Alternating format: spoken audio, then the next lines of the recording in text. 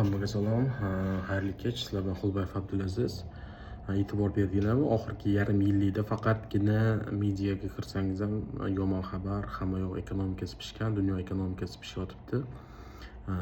Inqirozga yaqin. Plus fondoviy rынок, kripto rынокlarda ham kutilgan natijalar yo'q. Bu sayklda уже normal natija bo'lishi kerak edi. Dunyo o'zi notinch. Plus noyabr oyida 22-sida уже CDBC narsa ishga tushdi уже. Yangi Swift protokol ishga tushdi, ya'ni dunyoni sifrovizatsiyaga olib kelish, ya'ni naqd pulni o'rtadan chiqarib yuborish va plus hamma narsani kontrol qilish. Ekonomika уже bilmayman, qayerga qarab ketyapti. Ko'pchilikda hozir finansiy trudности bor, chunki ekonomika inflyatsiya kuchliligi bo'lgan sabab. Shunga men o'ylab qoldim va yechim bo'lsa kerak. Bu videoni qo'lingizdan kelgancha boshqa birovlarga tarqatinglar, g'oyamni bo'lishmoqchiman va menimcha bu narsa уже normal bo'ladi. Hop, e'tibor beradigan bo'lsa, misol uchun Elon Musk, boy insonlar bor, Jeff Bezos, boshqa va hokazo ularni sanasak soni ko'p, lekin qo'lida misol uchun milliardlagan pullar bor. U pul oborotda emas, ya'ni ekonomika rivojlanishi uchun u pul aylanishi kerak. Pul aylantirmasdan ularni balansda turibdi, misol uchun qanchalarga milliardlagan pullar. Bunda nima minus? Ya'ni bu bitta katta biznesni ustiga bir kishi o'tirib olganligida. Hozir mana O'zbekistonda, yanglishmasam Rossiyada butun Yandexchilarda ham 15-dekabrda ish tashlash nimadir qilishmoqchi edi. Ko'zim tushdi shunga. Yandex ham 20% ga chiqarib qo'yibdi Yandexdagi komissiyasini. Ya'ni bitta водитель, ya'ni taksi odam 1 million so'm deylik topadigan bo'lsa, bunda 200 ming so'mini siz Yandexdan foydalanganingiz uchun komissiya qilib olib qoladi sizdan. Plus juda qiyin qilib yuborgan. Mana bu Adsenka va hokozalari bilan, plus Uzum marketplace ham misol uchun o'zi xohlagan komissiyasini qo'yib olgan. Misol uchun 28-30% ga yaqin o'sha komissiyalar bor.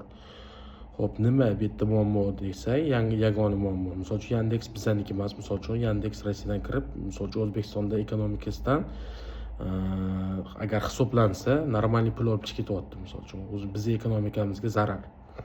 Ya'ni bizdan pul chiqib ketib qolishi bu noto'g'ri. Misol uchun bizga ko'rsatilgan servis hisobiga. Xo'p, nima qilishimiz kerak bu holatda? Biz misol uchun hammamiz birgalikda shu Yandex analogini qilishimiz kerak yoki Uzum analogini qilishimiz kerak. U qanday bo'ladi desangiz, DAO tizimida bo'ladi. Misol uchun 10 mingta odam yoki 100 mingta odam $100 yoki $500 har kim imkoniyatdan kelib chiqib $5 ham bo'lishi mumkin. Pul kiritadi shu yangi misol uchun Pro Yandex nimadir degan nomlangan taksimizga, misol uchun milliy taksi deb nomlasak bo'ladi. Menimcha bu zaynit. Nom muhim emas. Muhimi misol uchun analogi bo'ladi shuni. Shu kabi ishlaydi. Faqat bu yerda nima bo'ladi?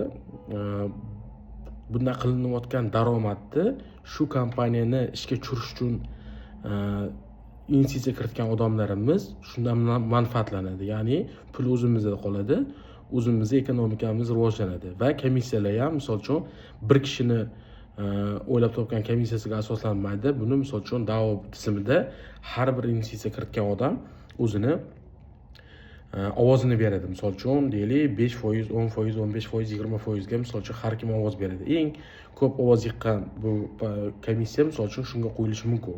Uzumda qilinsa, misol uchun Uzum analogini qilinsa ham shunaqa bo'ladi. Misol uchun o'zingiz chiqargan servisdan o'zingiz foydalansangiz, o'zingiz biznesingiz yuradi degani bu. Misol uchun kartinkani analogini qilinishi mumkin. Misol uchun viloyatlar bo'ylab filiallarni ochilishi mumkin. Ochib turib shu magazinlardan o'zingiz savdo qilasiz. Qilgan savdongizdan o'zingiz daromad ko'rasiz va narxi ham misol uchun premiymi, ya'ni oshirib yuborilmagan bo'ladi. Monopoliya degan narsa yo'qoladi shunda. Shunga bu hozir misol uchun Toshkentdagi uylar narx-navosi misol uchun oy belini olgan bo'lsa, 1 kvadrat metr $3000 dan. Bir kishi oyligiga ishlab, misol uchun oylikda misol uchun 10 million olish mumkin, 15 million olish mumkin, 3 million oylik oladigan, 2 million oylik oladigan joylar ham bor. Misol uchun hech qachon bitta oy olish imkoniyati yo'q. Bitta yo'l bu investitsiya qilish kerak. Investitsiya qilish kerakda hozir bizdagi misol uchun investitsiyadan xabari bor odamlar nima qilyapti? Ya'ni faqat chet el kompaniyalariga investitsiya qilishni tavsiya qilishyapti. Ya'ni bu chet el rivojlanishiga yana sababchi bo'linadi, bizdan pul ketadi. Undan ko'ra o'zimizda shu analoglarni yaratishimiz kerak. Misol uchun KFC bor. KFC ham qaysidir o'sha amerikanskiy odamni brendi O'zbekistonga o'chirgani bilan chetdagi pullar bu franshiza bo'lib komissiya olib ketadi. Shularni analogini qilishimiz mumkin. Misol uchun Makkada bor ekan, Albaik degan o'zining brendi bor. O'zining brendi misol uchun KFC dan obro'si baland ekan aytdi. Va borib ko'rdim o'zim, misol uchun ochirib bor. 10 minut, 15 minut ochirib keladi. Odamlar o'chirib turib shu brendidan, o'zining brendidan sotib olishyapti. Misol uchun o'zining biznesini rivojlantirishga o'zini hislarini qo'shyapti qo'ldan kelgancha. U ertaga tizim qanaqa qilingan bilmayman, lekin misol uchun biz shunga o'xshagan o'zimizni brendimizni ishlab chiqarsak va unga hammamiz pul tiksak, misol uchun 38 million aholi bor bo'lsa, 38 million aholi $1 pul tikkan taqdirda ham 38 million dollar biz pul yig'a olamiz. Lekin bu общий summa, общий hamma bunga tikishi ehtimoli aniq 50-50 desam bo'ladi yoki 90-10 desam bo'ladi. Misol uchun 10 million odam shu maqsadda birlashsa va kichik o'zimizda bizneslarimiz yo'lga qo'ysa, birinchi o'rinda o'zimiz ish bilan ta'minlanadi odamlarimiz. Plus shundan kelayotgan daromadni o'zimizda qoladi, o'zimiz bo'lishib olamiz. Ya'ni nima qilish kerak? Investitsiya kiritish kerak. Investitsiya qilib passivniy daromad olishga o'tish kerak. Chunki mana AI rivojlanyapti. AI da odamlar misol uchun millionlagan odamlar ishsiz qolyapti. Misol uchun endi o'z statistikasini men topib ko'rsatishim mumkin, videoyim cho'zilib ketadi. O'zinglar misol uchun ko'rib, bilib turgan bo'lishinglar kerak, katta ehtimol bilan. Instagram, Telegram va hokazo shularning hammasini o'zimiz analogini chiqarishimiz kerak bo'ladi. Brendlar har xil misol uchun. Ya'ni shunda nima bo'ladi? Ya'ni o'zimizning ekonomikamiz rivojlanadi. Bir-birimizni misol uchun pul kimda odamda qo'lda pul bo'lsa, shu pulni ishlatadi. Servislar uchun, restoran uchun, taksi uchun, kiyinish uchun va hokazo kulli xarajatlarga pulni misol uchun ko'proq ishlatish boshlaydi qo'lda pul bor odam. Bu ya'ni ekonomikani rivojlanishiga, ekonomika butun bir zanjirda oladigan bo'lsa, bir-biriga bog'liq misol uchun. Deylik, men qo'lda qo'shiqcha pulim ko'proq pulim bo'lsa, misol uchun bir yilda bir marta doktor ko'rigidan o'tmayman, 2 marta o'tishim mumkin. Yoki misol uchun haftada bir marta restoranga bormasdan 3 marta borishim mumkin. Ya'ni bu bir-biriga bog'liq. Misol uchun men 2 marta borganim hisobiga restoran misol uchun daromad oshadi, ishchilarning oyligi oshadi va hokazo. Ya'ni shu bir-biriga bog'liqligi bor. Shunga Rossiyada yurgan, musofirda yurgan barcha misol uchun o'zim tengqur aka-ukalarga hammaga aytib qolardimki, investitsiyaga qiziqing. Investitsiyani hamki to'g'risini tanlash kerak bo'ladi. Shu narsani biz birlashtirib qilishimiz kerak bo'ladi. Men o'zim misol uchun programmistman, 10 yillik tajribaga ega. Plus blockchain texnologiyasiga juda katta qiziqishim bor. Blockchainda produktlar qilib, bunga milliardning misol uchun produktlarga qilishyapti. Misol uchun qisqa vaqt ichida misol uchun Ethereum market cap oladigan bo'lsa, misol uchun qaysidir ko'p davlatlardan ko'ra uni puli ko'p. Ethereum, Solana va hokazolar. Shu tizimda chiqqan hozir shu tizimlarga o'xshagan analog qilib da'vo qilinadi. Ya'ni decentralized autonomous organization bo'ladi. Ya'ni bir kishiga bog'liq bo'lmaydi, hamma buni nima qiladi? Shuni nimadir o'zgarish bo'lishiga hamma o'zining qarorini beradi, fikrini beradi va kelishilgan holatda bu narsalar o'zgartiriladi yoki nimadir qilinadi. Ya'ni bir kishi uni yopamiz, ochamiz yoki komissiyasini ko'taramiz, tushiramiz desa, bu narsa bilan bu narsa o'zgarib ketib qolmaydi. Shuning uchun shu fikrim mana, ya'ni o'zimiz Yandex, o'zimizni o'zim misol uchun Wildberries kirib keldi, Azon kirib keldi. Bular hammasi bizdan misol uchun ekonomikamizda pul olib ketyapti. Va narx-navo ham oshib ketyapti. Slishkim inflyatsiya kuchli bo'lgani uchun oylik bilan eplash уже qiyin masala bo'lib qoldi, chunki mana bu kommunalniy to'lovlar va hokazolar slishkim qimmat, shtraflar va hokazolar kundan kunga oshib ketyapti. Shuning uchun shu videoni hammaga bo'lishing, kommentariyalarda qoldiring. Agar men kabi fikrlaydiganlar bo'lsa, birlashishni tavsiya qilaman, taklif qilaman. Bitta komanda bo'lib, g'oyalarimizni birlashtirib amalga oshirishimiz mumkin albatta. Shuning uchun videoni like bosing, boshqalarga ham jo'nating, agar shu fikrni to'g'ri deb bilsangiz.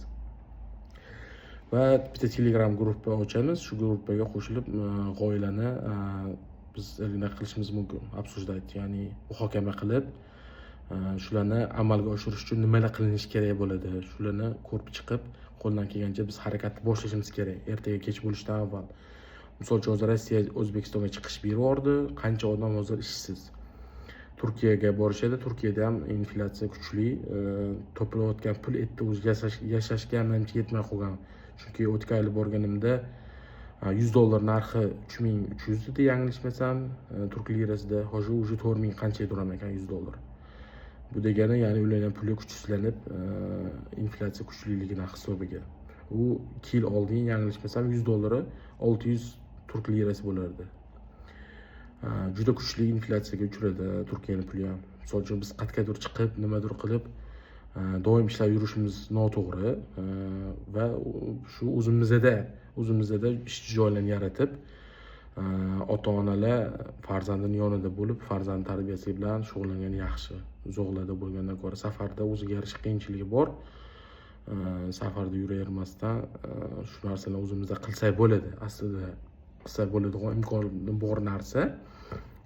Buni bitta yo'l bilan ko'ryapmanki, birlashish kerak. Misol uchun har bir g'oyani ustida birlashib, misol uchun yursa yurmasa, misol uchun $10 pul yoki $5 pul tikdingiz, o'sha g'oya yurishi mumkin. Yurib ketsa siz foydalanasiz.